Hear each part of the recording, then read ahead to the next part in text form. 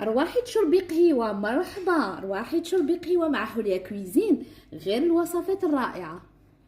في ريسيبيون يا البنات 2 كيسان حليب يكونوا دافيين بهذه الطريقه، تاع السكر هكذا، كبيره تاع خميره الخبز، 2 كيسان تاع فرينه يا البنات هكذا،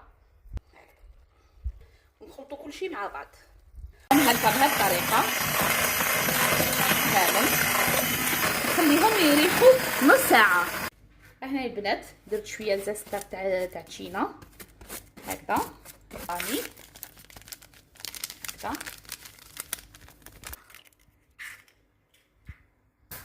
وبيض تاع البيضه، ونخلي الصفار ندهن به هكذا، نخلي الصفار ندهن به، ومن بعد داك البريوش تاعنا نص كاس تاع الزيت بهذه الطريقه هكذا كما راكم تشوفوا.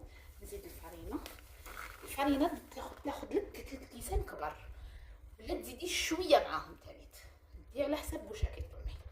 هكذا يا البنات بعد ما تعجنيها شويه تخليها تريح لك، تكون هكذا لا تيكستور تاعها طريه شويه، تخليها كامل هكذا بهذه الطريقه تريح مده نص ساعه، ومن بعد تجي تقرصيها.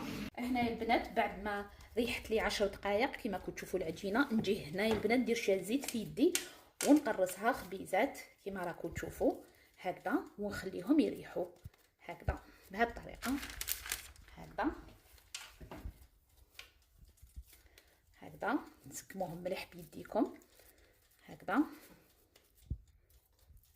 هكذا يا البنات، خبيزات ملاح، وتخلوهم يخمروا مده ساعه. بيبات حنجي كما نقولوا نحلهم، ندير لهم شويه شوكولا لداخل باش ما يخرجلناش الحشو، غير هكذا واش بزاف باش ما يخرجلناش الحشو.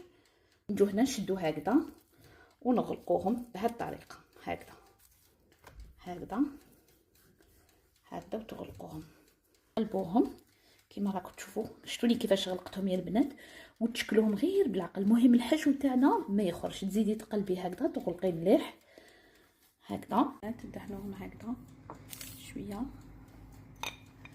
الطريقه هكذا كامل. هذه هي النتيجه الاخيره يا البنات، نتيجه كما نقولوا رائعه، وصفه البريوش مع حوليا كويزين. مرحبا بكم على قناتي على اليوتيوب وقناتي على منصه التيك توك.